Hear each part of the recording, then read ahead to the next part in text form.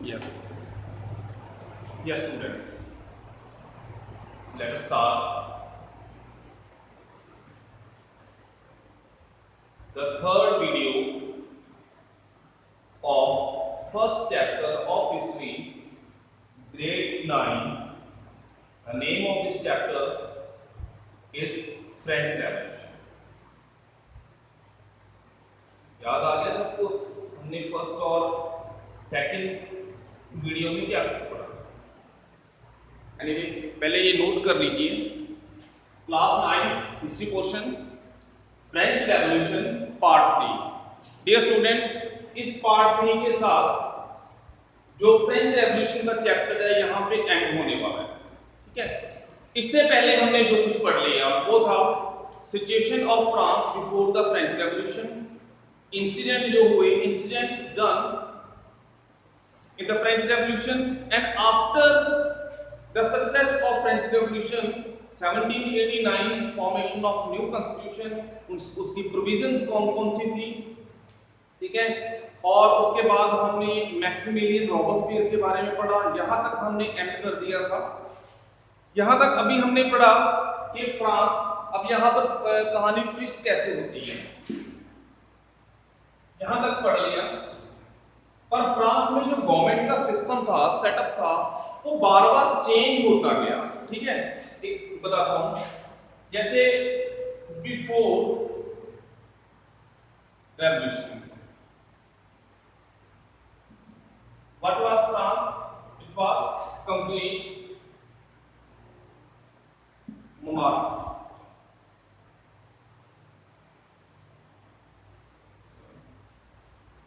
ठीक है, आफ्टर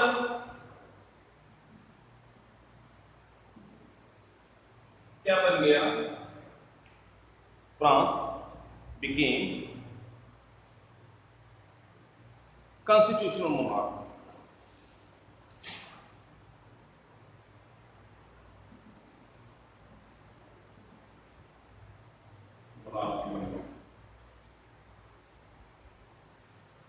उसके बाद फ्रांस का बना Republic.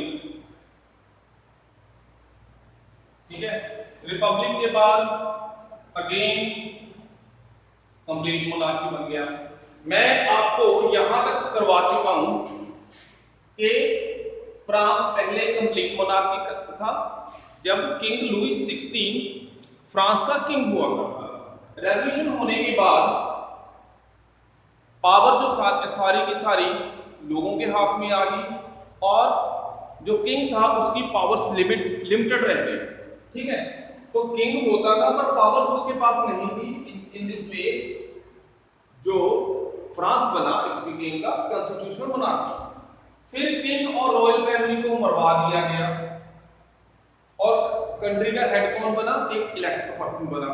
When the elected person is the head of the country, then the country will be called republic। जैसे इंडिया में और इंग्लैंड में दोनों में डेमोक्रेसी है, पर इंडिया रिपब्लिक है, इंग्लैंड जो है कॉन्स्टिट्यूशनल मोनार्की है। क्यों? Because head of the country of India is the president of India, वो इलेक्टेड पर्सन होता है। अब इंग्लैंड की बात करें कि वहां हेड ऑफ द कंट्री कौन है? Queen Elizabeth. ठीक है, पर सारी की सारी पावर किसके पास रहती है? पार्लियामेंट के पास रहती है। In this way this is the difference between a constitutional monarchy and Republic. Republic बनने के बाद अब यहां तक वो कंप्लीट मोनार्की कैसे बनेगा और कंप्लीट मोनार्की बनने के बाद फिर यहीं पर कहानी आ जाएगी। ठीक है, presently France is the constitutional monarchy, जब कॉन्स्टिट्यूशनल डेमोक्रेसी। ठीक है, कैसे? चलो हमने यहां तक पढ़ लिया था। यहां तक एंड होता है मैक्सिमिलियन रॉबस्पियर का the rain of terror. What happened actually during the time 1793 to 94, the head of the country, the most powerful influential person of France was Maximilian Robespierre। पर यहाँ पर 94 में जाके 1794 में जाके उसकी डेथ हो गई। ठीक है, you know that Maximilian Robespierre ही belongs to the middle class people, ठीक है। जो उसकी पार्टी थी जैकोबिन क्लब्स वो खत्म हो गई या बहुत ज्यादा वीक हो गई। अगेन पावर जो थी, पावर टू रूल ये किनके हाथों में चलेगी? रिच लोगों के पास चलेगी, ठीक है। Maximilian Robespierre was sentenced to death by guillotine in 1794. After the death of Maximilian Robespierre, power goes in the hands of rich people. हमने यहाँ से करना है और एंड नेपोलियन बोनापार्ट तक जाके करना है, ठीक है। अब नोटबुक्स पर नोट कर लीजिए, कुछ पॉइंट्स मैंने लिखवाने हैं। फर्स्ट वन लिखिए, France directory rules.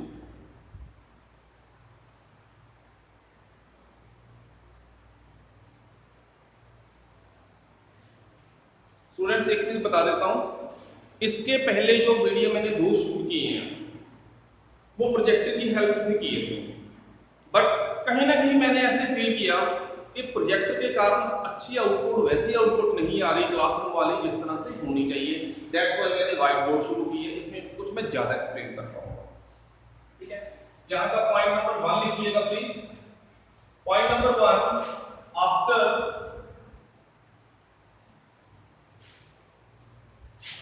the death of, ये मैंने विकेट को करता हूं, death of Robespierre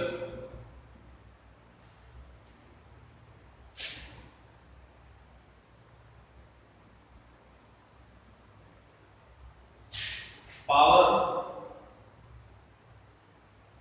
bone to rich people, ठीक है। ये पहले मैंने बता दिया, अब ये पॉइंट के रूप में नोट कर लीजिए under the heading France directory rules, ठीक है। तो रिच लोगों ने क्या किया? They form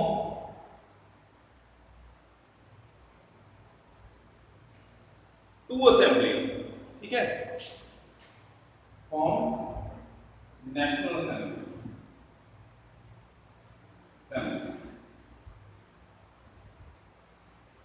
fine.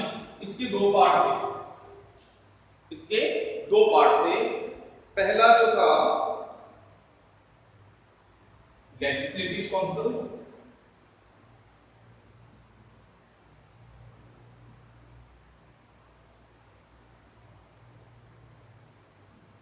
दूसरा डायरेक्टिव।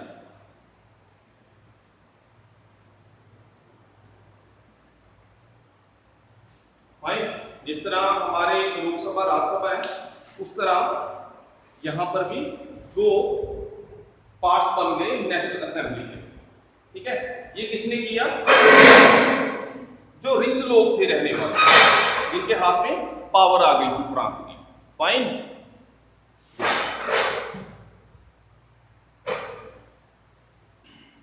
पॉइंट नंबर 2, ये रब कर रहा हूं मैं।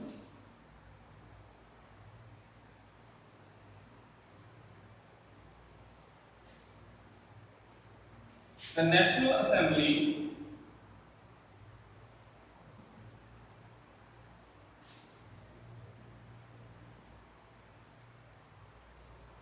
formed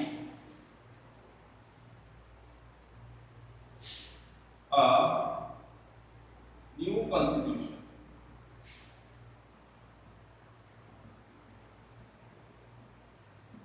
नेशनल असेंबली ने क्या किया? न्यू कॉन्स्टिट्यूशन ले आए। इसमें प्रोविजन जो रखी गई वो बताता हूं।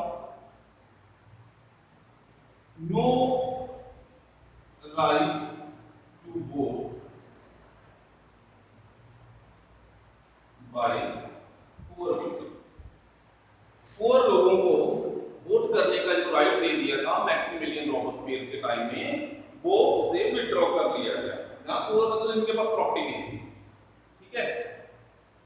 दूसरा, फॉर्मेशन की 5 मेंबर्स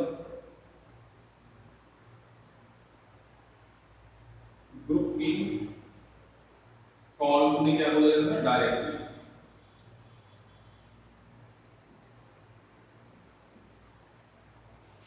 ठीक है जी।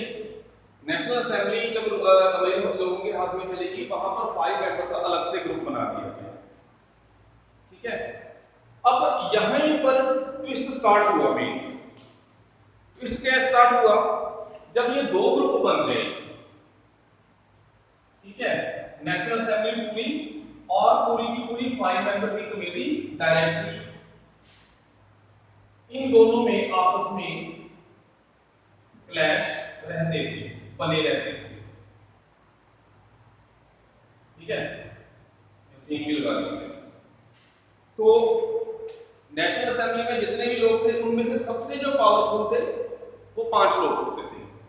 ये 5 लोग अपना रूल चलाना चाहते थे, ये बोलते थे 5 लोग हमारे पर हावी ना हो पाए। दैट्स व्हाई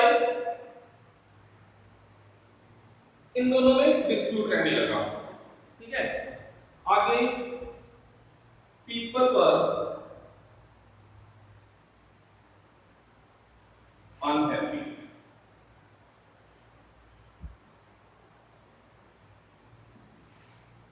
ठीक है, unhappy, economically weak,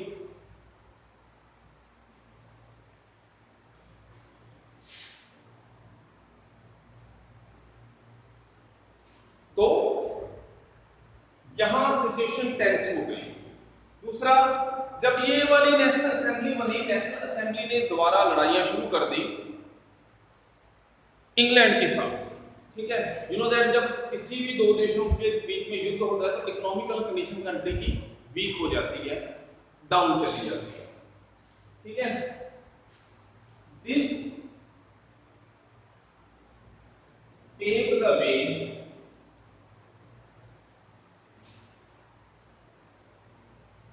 for the rise of Napoleon. एक आर्मी जनरल था जो काफी लड़ाइयों में इंग्लैंड को हरा चुका था। ठीक है, और जब सरकार से लोग पूरी तरह अनहैप्पी हो गए तब उन्हें लगा कि नेपोलियन बोनापार्ट है जो विद द आर्मी जनरल, ये उनकी इकोनॉमिकल, सोशल और पॉलिटिकल कंडीशन सुधार सकता है। तो लोगों में वो काफी ज्यादा फेमस हो गया। Finally he became dictator and then he announced himself as a king। अब देखो जब किंग बन गया तो again complete monarchy system setup हो गया। But Napoleon was a good ruler. बेशक वो किंग था, स्ट्रिक्ट था, बट वो एज रूलर उसने काफी अच्छे काम किए। वो आज भी दुनिया के काफी देशों में उसके बनाए हुए रूल फॉलो किए जाते हैं, इवन इंडिया में भी। ठीक है, मैं रिपीट कर देता हूं। रॉबस्पियर की गवर्नमेंट के बाद पावर किसके पास आ गई? नेशनल असेंबली के पास। फाइन, नेशनल असेंबली ने अपना कॉन्स्टिट्यूशन बना दिया। कॉन्स्टिट्यूशन बनाने के बाद सबसे पहला काम किया कि जो पुअर लोग वोट करते थे उन्हें वोट का राइट उनसे वापस ले लिया गया और 5 मेंबर की कमेटी बनाई गई जिसे डायरेक्टरी बोला जाता था। डायरेक्टरी बंद तो गई पर इन दोनों में आपस में क्लैशेस शुरू हो गई। फाइन, तो इनके क्लैशेस के कारण या इंग्लैंड के साथ युद्ध करने के कारण इकोनॉमिक जो डाउन काफी चला गया। तो लोग जो थे, people were unhappy, economically weak, और यही प्रॉपर वे बना, कारण बना कि Napoleon Bonaparte who was the army general of France, उसे राइज होने का। तो करते कराते नेपोलियन का राइज हुआ, वो फ्रांस का डिक्टेटर बन गया और बाद में उसने अपने आप को किंग अनाउंस कर दिया। ठीक है जी, अब हमने सारी बात कर ली। अब नेपोलियन के बारे में डिटेल में मैं लास्ट में बताऊंगा, क्योंकि नेपोलियन का जो पार्ट है आपके 9th के सिलेबस में नहीं है, या है तो बहुत कम है। एक टॉपिक रह गया वुमेन वाला। ठीक है, वुमेन वाला पार्ट मैं आपको बताता हूं।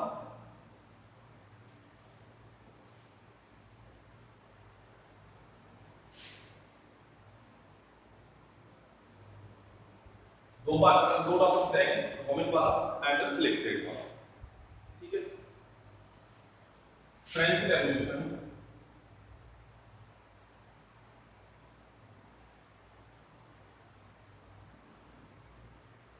And women.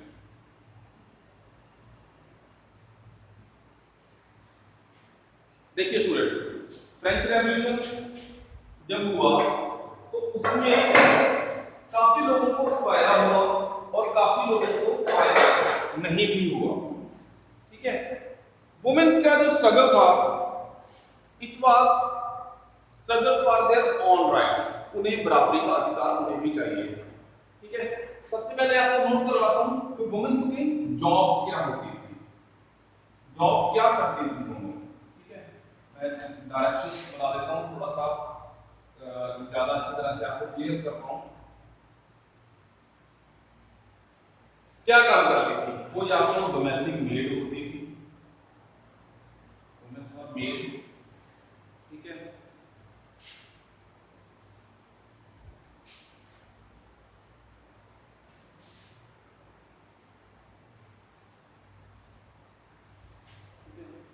या वो फ्लावर सेल करती थी,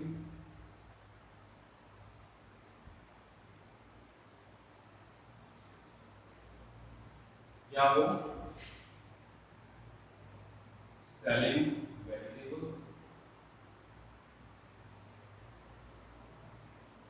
ये काम करती थी।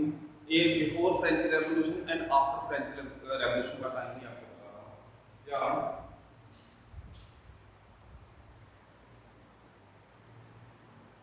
लॉन्ड्री, कपड़े धोने का काम करती थी, ये काम वुमेन्स का होता था।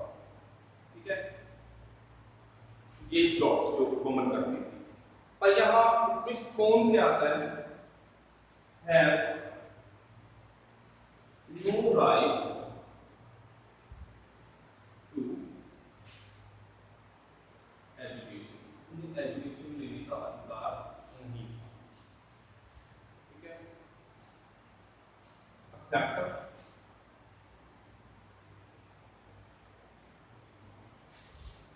डॉटर ऑफ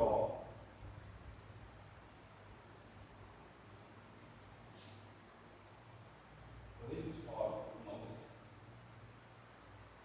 ठीक है, आम जो वुमेन ने वो एजुकेशन लेने का राइट नहीं था।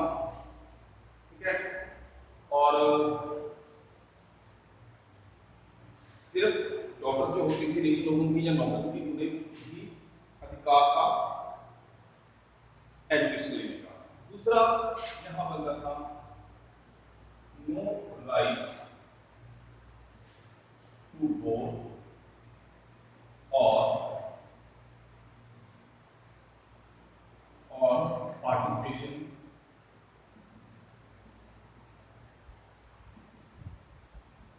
In politics.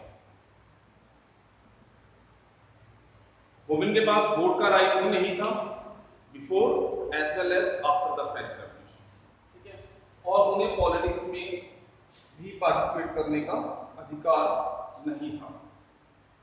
ठीक है, ये रब कर रहा हूं। फाइनली उन्होंने क्या किया, पहले जॉब्स वाला सेक्शन मैंने आपको बता दिया, सिचुएशन बता दी।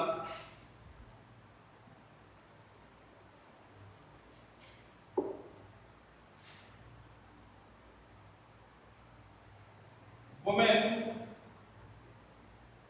Of France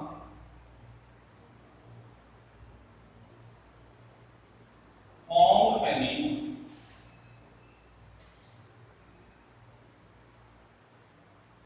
political club।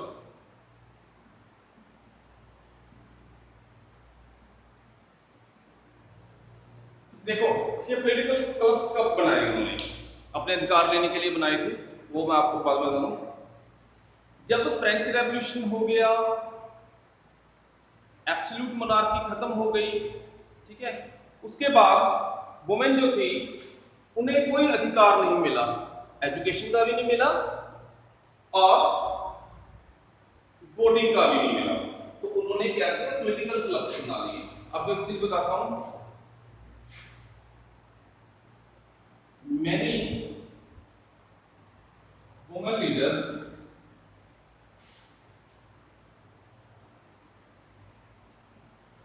were killed on the orders of Shakespeare. ठीक है, बहुत वुमेन लीडर को गिलोटाइन कर दिया गया on the orders of Maximilian Robespierre. ठीक है, आगे नेक्स्ट हेडिंग मैं पहले ये रब कर दूं, थोड़ा सा आसान हो जाएगा। मेन हेडिंग ये लिखेगा, उसके अंतर्गत हेडिंग आता है।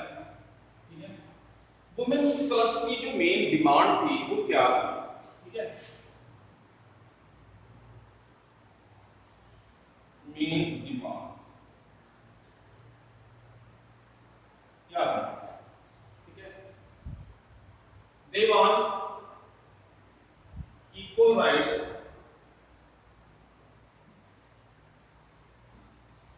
As man. वो चाहते थे कि जो अधिकार मेल को या मैन को मिले हैं तो सेम ही राइट्स उन्हें भी मिलने चाहिए, because they are also human being. ठीक है, दूसरी मेन डिमांड थी राइट टू वोट। तीसरी right to be elected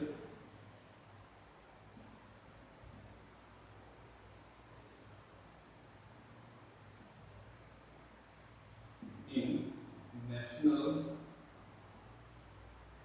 assembly.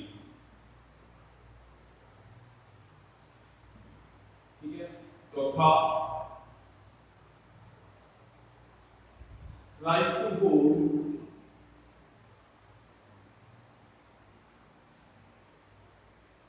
Political office. ठीक है, these were the main four demands of women, because women were not happy with the 1791 constitution. Okay, definitely happy हो गई भी क्या, क्योंकि उन्हें तो कोई राइट नहीं दिया गया। ठीक है, that's why these were the main four demands of women in France. ओके, तो करते कराते पॉलिटिकल क्लब्स जो थे, पॉलिटिकल क्लब से वुमेन के उन्होंने कुछ ना कुछ अचीव कर लिया। ठीक है, अब मैं अचीवमेंट भी बोलूं तो गलत नहीं होगा, व्हाट दे गॉट। ठीक है, इसे अचीवमेंट नहीं बोलेंगे, या rights given to women.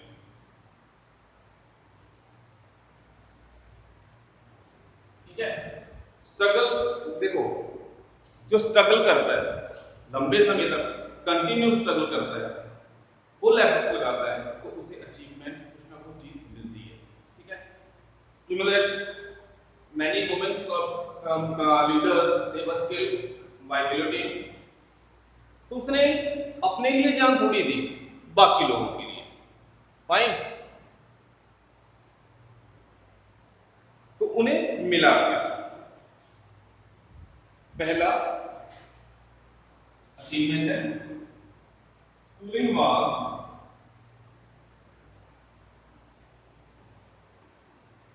made compulsory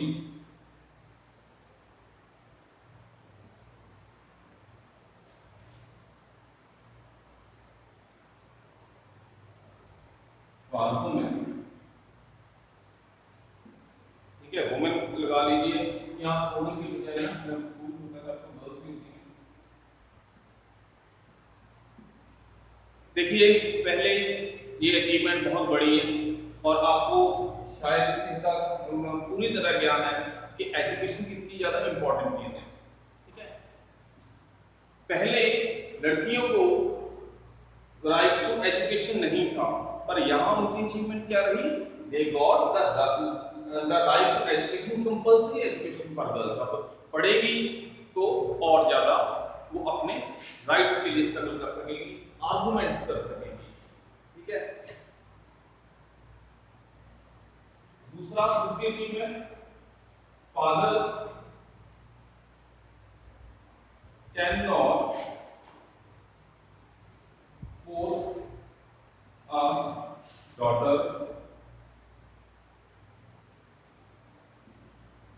to get married।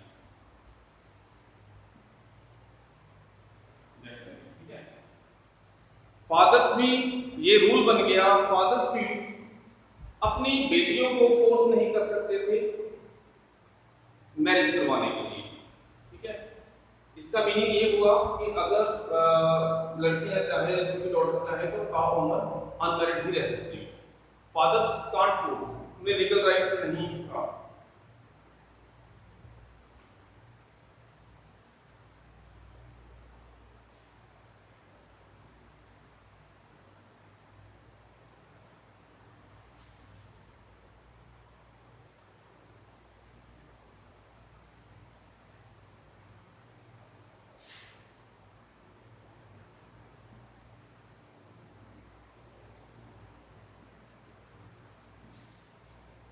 ठीक है। मैरिज जो भी होती थी अब उन्हें रजिस्टर करना शुरू कर दिया गया। ठीक है। चौथा, divorce made legal now, women can also apply। ठीक है। तो जो डाइवोर्स वाला पार्ट था, कहीं खुदा ना खास्ता कहीं पति पत्नी की आपस में अंडरस्टैंडिंग नहीं है, तो एक प्रोविजन दे दी कि मैरिज जो है डाइवोर्स दिया जा सकता है, और डाइवोर्स को वुमेन भी अप्लाई कर सकती है। अभी होता है ना, किसी कोई पर्सन है, मेल है, वो काम धाम तो करता नहीं, शराब में, नशे में या जुए में पैसे उड़ा देता है, on these grounds women can also apply the divorce। ठीक है।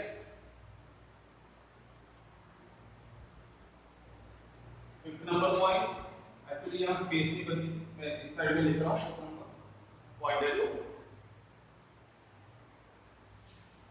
women could train for jobs and can run her own business। ठीक है।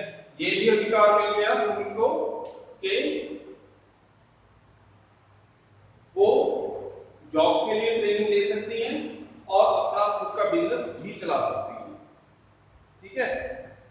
अब यहाँ पे खास चीज है, जो उनकी सबसे पहली डिमांड थी राइट टू वोट, वो नहीं मिली। चलो जो भी है, उनकी डिमांड्स है, कुछ ना कुछ फुलफिल हुई है, कुछ ना कुछ उन्हें बेनिफिट मिला स्ट्रगल करने का, जो वुमेन क्लब के द्वारा किया जाता है। अब स्टूडेंट मैं सिचुएशन बताता हूँ, कंडीशन ऑफ द वुमेन, जो रीजन ऑफ टेरर में हुआ था उनके साथ, और इस चीज का इम्पैक्ट पूरी दुनिया पे क्या पड़ा जो वुमेन क्लब के हुए।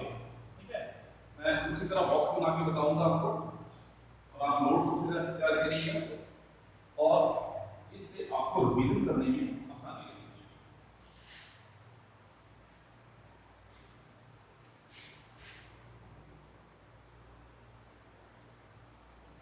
Rain of terror,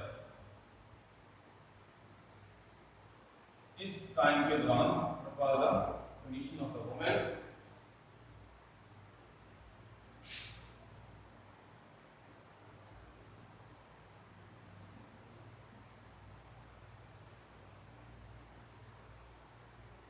women political clubs were ban, ठीक है। और क्या हालत हो गई थी,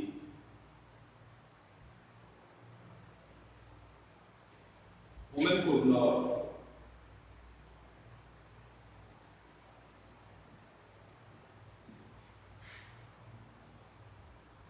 participate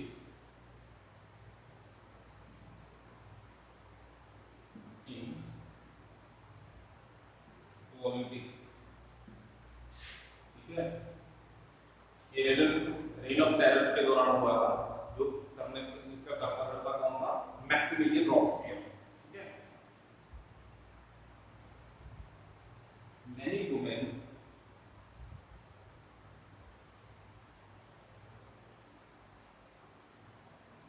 were arrested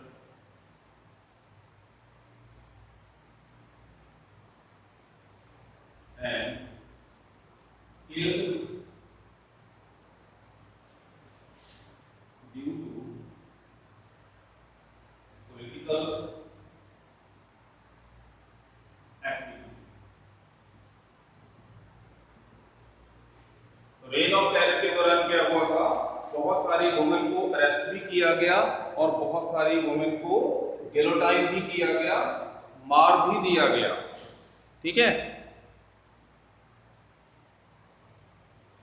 ये सारा का सारा कब हुआ, रेन ऑफ टेरर, ठीक है। इस चीज का ग्लोबल इंपैक्ट क्या पड़ा, global impact when women was struggling for their rights, global impact, ठीक है।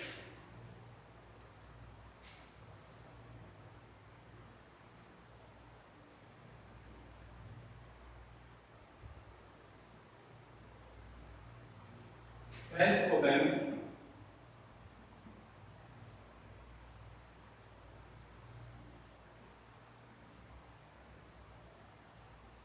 struggled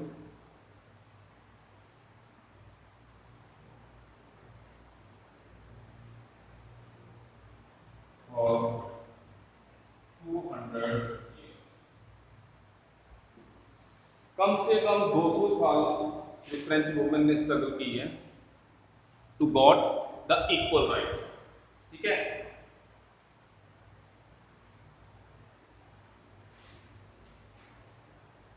They motivated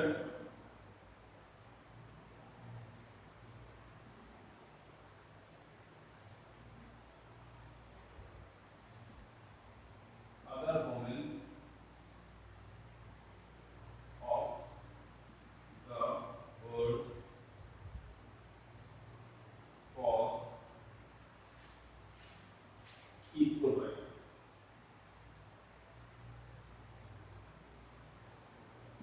ठीक है। फ्रेंच वुमेन की स्ट्रगल के कारण दुनिया की दूसरी वुमेन है उन पर भी इम्पैक्ट अच्छा गया कि उन्हें इक्वल राइट्स के लिए वो भी स्ट्रगल करते हैं। फाइनली फ्रेंच वुमेन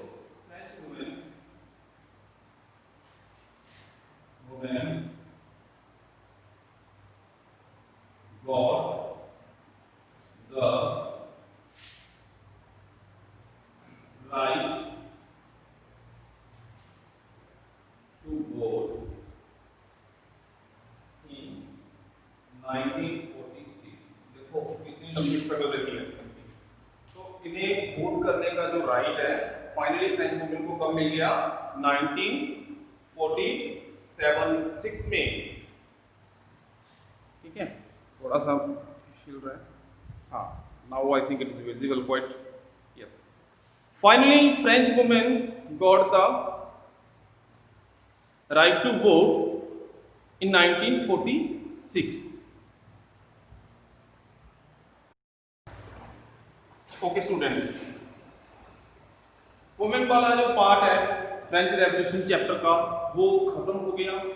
हम अब आते हैं second largest heading topic of the chapter French revolution and name of this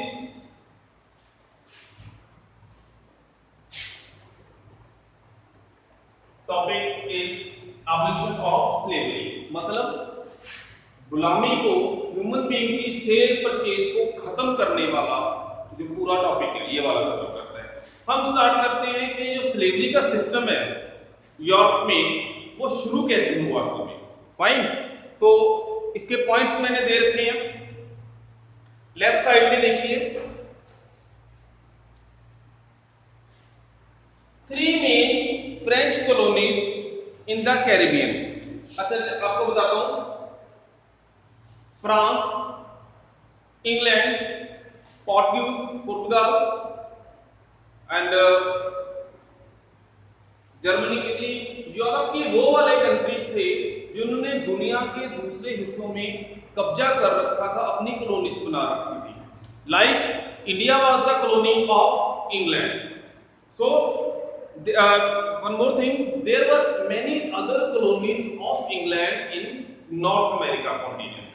ठीक है, इसी तरह से फ्रांस की भी कुछ कॉलोनियां थी जो नॉर्थ अमेरिका में भी थी, साउथ अमेरिका में भी थी।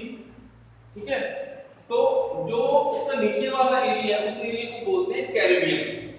ठीक है, कैरिबियन सी तो अलग है, तो कैरिबियन का एरिया बोलते हैं। आपको स्टूडेंट्स एक अजीब सा फैक्ट बताता हूं, वर्ल्ड की काफी सारी क्रिकेट टीम्स हैं। ठीक है, इंडिया की क्रिकेट टीम हो गई, पाकिस्तान की हो गई, ठीक है, ऑस्ट्रेलिया की हो गई, काफी सारी टीम्स हैं, न्यूजीलैंड की हो गई। एक उनमें से एक टीम है वेस्ट इंडीज। वेस्ट इंडीज नाम का कोई भी कंट्री नहीं है। ठीक है, वो एक्चुअल में वो टीम कहां से बनती है, छोटे छोटे आइलैंड्स हैं। ठीक है, छोटे छोटे आइलैंड्स हैं साउथ अमेरिका कॉन्टिनेंट और नॉर्थ अमेरिका कॉन्टिनेंट के बीच में। ठीक है, 13 है, 13 एंटिटी में। उनमें से जो प्लेयर सेलेक्ट होते हैं वो कॉमनली एक टीम का गठन करते हैं, एक टीम बनाते हैं, दैट इज वेस्ट इंडीज। तो हम वेस्ट इंडीज के एरिया की बात करते हैं। There were 3 main French colonies in Caribbean Sea. अब मैं आपको शायद अंदाजा हो गया होगा मैं किस एरिया की बात कर रहा हूं। मैप यहां पर अवेलेबल फिलहाल नहीं है, तो देख सकते हो नॉर्थ अमेरिका और साउथ अमेरिका के बीच का जो रास्ता है, जो बीच का सी वाला एरिया से कैरिबियन सी बोलते हैं, और वहां पर जो आइलैंड्स हैं कैरिबियन आइलैंड्स बोला जाता है। तो वहां पर फ्रांस की 3 कॉलोनी थी, नाम उनके नोट कर सकते हैं, मार्टिनिक,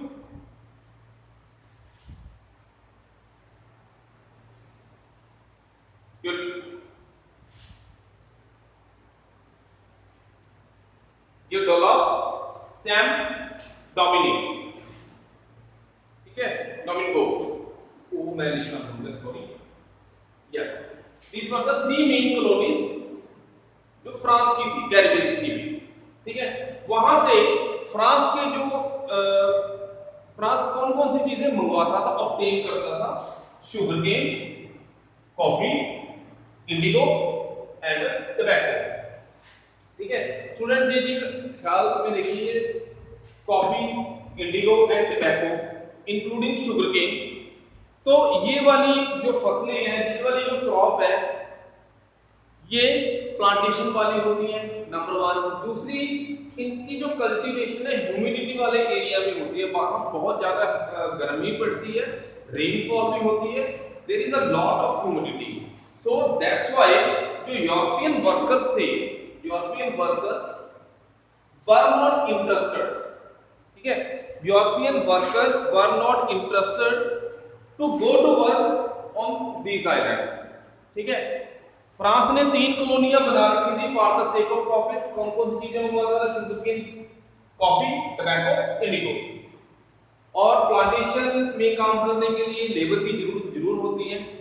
लेबर उन्हें मिल नहीं रही थी फ्रांस वालों को या यूरोप वालों को, क्योंकि यहाँ मैंने सिर्फ आपको फ्रेंच कॉलोनीज के बारे में बताया। इस एरिया में जो थे यूरोप के और कंट्रीज थे, उनकी कॉलोनियां भी थी। ठीक है, in this way the French workers were not willing, were unwilling to go to work on these islands. इन आइलैंड्स में काम करने के लिए जाना नहीं चाहते थे, चाहे उन्हें कितनी भी कीमत ऑफर कर दी गई हो। ठीक है, रिजल्ट क्या हुआ, वहां हुआ शॉर्टेज ऑफ लेबर, लेबर की शॉर्टेज हो गई। और यही चीज, इसी चीज ने, शॉर्टेज ऑफ लेबर ने स्पार्क दिया, स्पार्क किसको दिया, to start the slave trade, के ह्यूमन बीइंग की सेल परचेज किया जाए और गुलामों की तरह उनसे काम करवाया जाए, तो इस चीज को उन्होंने स्पार्क दिया। I just want to tell you students, slave trade इतना बुरा था ना, स्लेव की कंडीशन, जिन टाइप्स में वो रहते थे, जिस एटमॉस्फेयर में वो वर्क करते थे, अगर वो वर्क नहीं करते थे या रन अवे होने की कोशिश करते थे या अपने ऑनर्स के साथ प्रॉपरली बिहेव नहीं करते थे, तो उनके या उनके फैमिली मेंबर्स के किसी न किसी के अंग के हाथ पैर काट दिए जाते थे। बहुत सारी पिक्चर्स इंटरनेट पर अवेलेबल पड़ी हैं, कंडीशंस ऑफ स्लेव, तो उनके आप देखोगे किसी के हाथ कटे हैं, किसी का पैर काटा गया है, किसी फादर ने प्रॉपरली काम नहीं किया तो उसके बच्चों के हाथ काट दिए गए। इतनी मिजरेबल कंडीशन थी स्लेव्स की। तो स्लेव ट्रेड को स्पार्क मिला और स्लेव ट्रेड स्टार्ट होगी Europe, America and Africa continent में। ये ट्रायंगल बनता है इनका, ठीक है। ट्रायंगल किस तरह से बनता है मैं रब करता हूं, ट्रायंगल बना के दिखाता हूं। स्लेव ट्रेड का ट्रायंगल बनता कैसे है?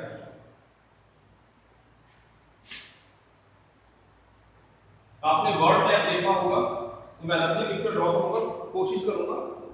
तो इस एरिया में जैसे ये वाला एरिया आ गया नॉर्थ अमेरिका, ये वाला जो एरिया आता है साउथ अमेरिका, यहाँ पर यूरोप है, ठीक है, यहाँ पर अफ्रीका कॉन्टिनेंट है। स्लेव ट्रेड इस तरह से होती थी। अब ट्रायंगल किस तरह से बन रहा है,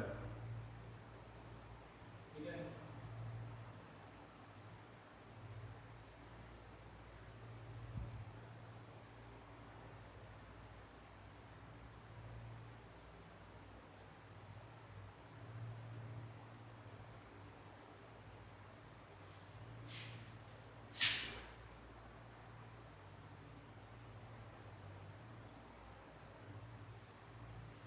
ट्रायंगल इस तरह से बनते हो, इस तरह से ये रोटेट हो रहा है ट्रायंगल।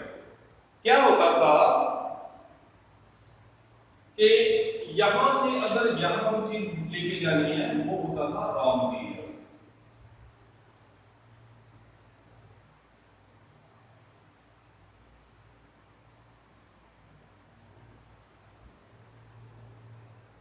रॉ मटेरियल किस तरह से, एज आई टोल्ड यू कि शुगर केन ऑब्टेन किया जाता था, टबैको। देखो शुगर केन को रॉ मटेरियल के रूप में यूरोप में भेजा जाता था। ये लिख देता हूं, ये अफ्रीका, ये नॉर्थ अमेरिका, ये साउथ अमेरिका, ठीक। तो शुगर केन अगर एक्सपोर्ट हो रहा था तो यहाँ पर शुगर बनती, जैगरी बनती, काफी चीजें बनती। टबैको एक्सपोर्ट हो रहा था यहाँ से तो सिगरेट्स बनती या कोई और चीजें। यूरोप से अफ्रीका में कौन सी चीजें जाती थी, ठीक है। यूरोप से अफ्रीका में कौन सी चीजें जाती थी, मैं तो एरो यहां पे लगाता हूं, यहां पे जाते था goods, ready goods.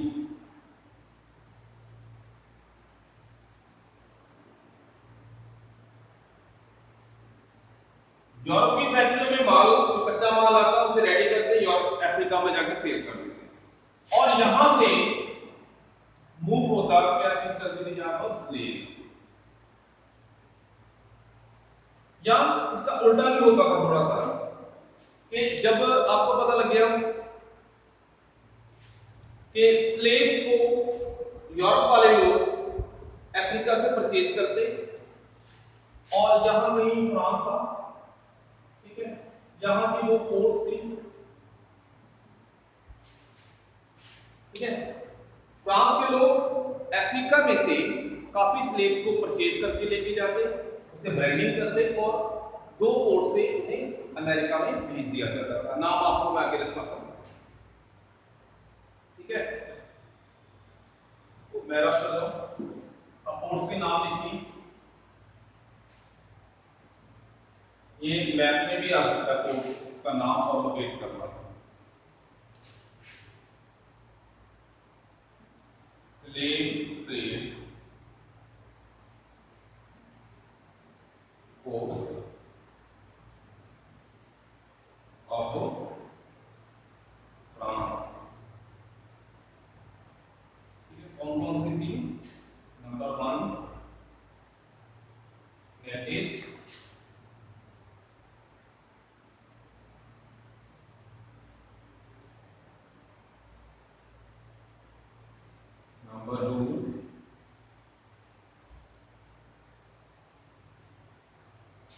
Audience,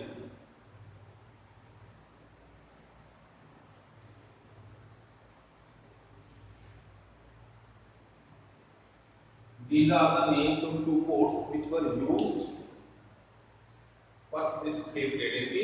France की ये दो पोर्ट थी, यहाँ से स्लेव्स को पैक करके दूसरे कॉन्टिनेंट, अमेरिका के कॉन्टिनेंट, नॉर्थ अमेरिका और साउथ अमेरिका, वहां भेज दिया जाता था।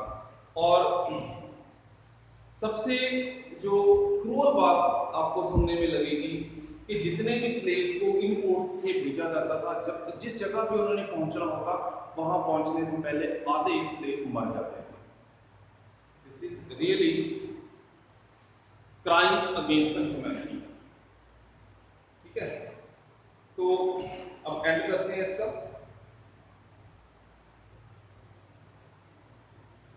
ये तो मैंने अभी तक ये बता दिया कि स्लेव ट्रेड कैसे शुरू हुई, क्यों शुरू हुई, इसका एंड कैसे है।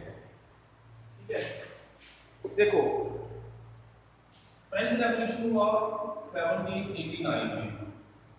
इसके दोनों एंगल से बात करेंगे, बिफोर एंड आफ्टर। सिंपल सी बात है, फ्रेंच रेवोल्यूशन से पहले राइट टू स्पीच नहीं था, ठीक है, और आफ्टर राइट टू स्पीच हो गया। जब इतनी कंडीशन क्रूअल हो चुकी थी, तो फ्रेंच रेवोल्यूशन के बाद जो फिलोसोफर थे, बुद्धिजीवी लोग थे, उन्होंने आवाज उठानी शुरू की टू अबलिश द स्लेव ट्रेड। तो इसमें क्या हुआ था, 1794 में, ठीक है, स्लेव ट्रेड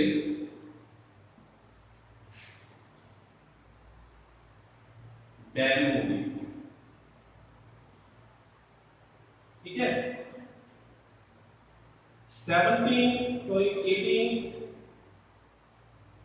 1804 में स्लेव ट्रेड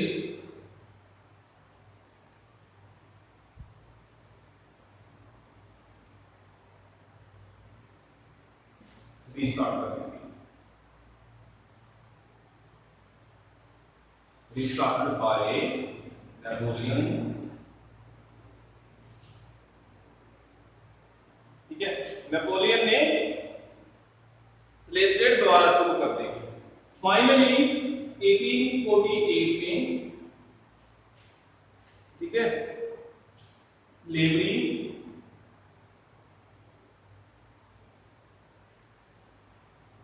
स्लेव ट्रेड लगा लीजिए, स्लेवरी परमानेंटली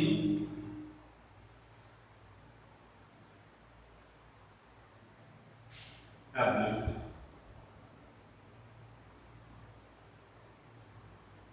ठीक है, इस तरह से स्लेव ट्रेड का एंड हो गया, स्लेवरी सिस्टम का एंड हो गया परमानेंटली। फाइन। इसके बाद इसके बाद जो है स्लेव ट्रेड दुनिया में आज के टाइम में कहीं भी नहीं है, ओपनली नहीं है, ठीक है, इनडायरेक्टली श्योरली होगी कहीं ना कहीं। ठीक है, हो सकता है आपको आपके एरिया में भी इसकी एग्जांपल मिल जाए। ठीक है, ये स्टूडेंट्स ये सेकंड लास्ट टॉपिक था। अब एक छोटा सा टॉपिक बचता है, एक बंदे का नाम बार बार आ रहा है, ठीक है, तो हम उसके बारे में बात करेंगे। उसके बंदे के बारे में थोड़ी बहुत बातें आपको पता चलेगी, जो मेन डिटेल्स हैं, मेन डिटेल्स इस पर्सन के बारे में, नेपोलियन बोनापार्ट, तो आपको 10th के चैप्टर में पता लगेगी। ठीक है, तो नाम लिखता हूं, इसके बारे में जानेंगे हम।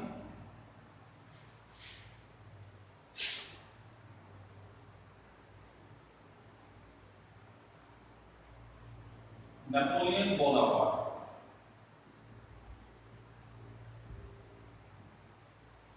ठीक है, और था भी थोड़ा सा बोलना ही है। ठीक है जी, basically he was army personal,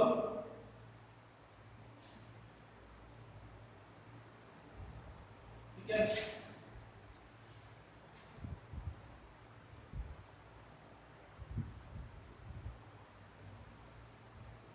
in 1804 he became king of France. Next,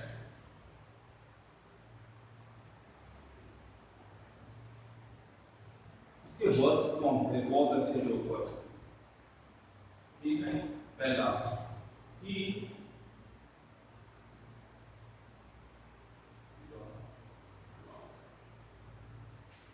जितने भी फ्रांस में अलग अलग किस्म के लॉ चलते थे, कानून चलते थे, उसने सबको यूनिफाइड कर दिया, ठीक है। Class of weights and measures, ठीक है। दूसरा, एक और रूल है protection of private property,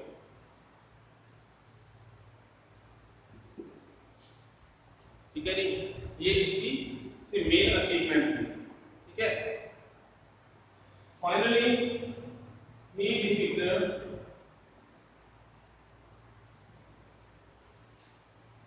by England and in 1850, ठीक है जी।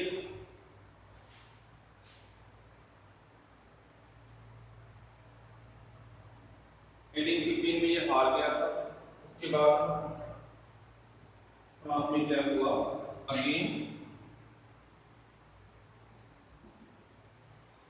कॉन्स्टिट्यूशनल मोनार्की सेटअप होगा, ठीक है। सो इस चैप्टर के बारे में इतना ही है। थोड़ा सा अलग से कुछ पॉइंट्स अगर आप ऐड करना चाहो तो इसमें कर सकते हो। अच्छा, एक तो मैं लिख दूंगा बैटल ऑफ वाटरलू में हारा।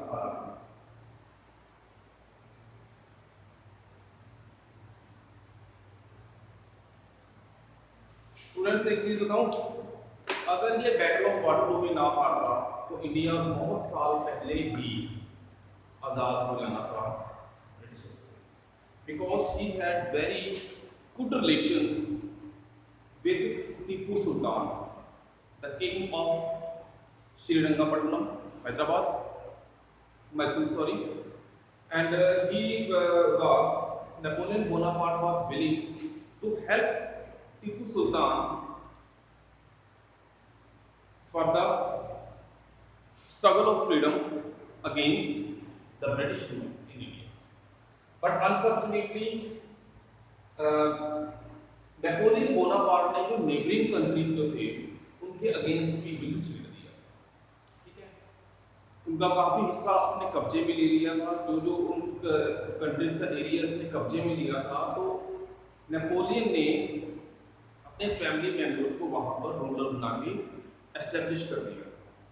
और सीन क्या हुआ कि वो सारे के सारे जो नेबरिंग कंट्रीज है इंग्लैंड के साथ मिलकर उन्होंने इकट्ठे होकर नेपोलियन बोनापार्ट को हराया, ठीक है।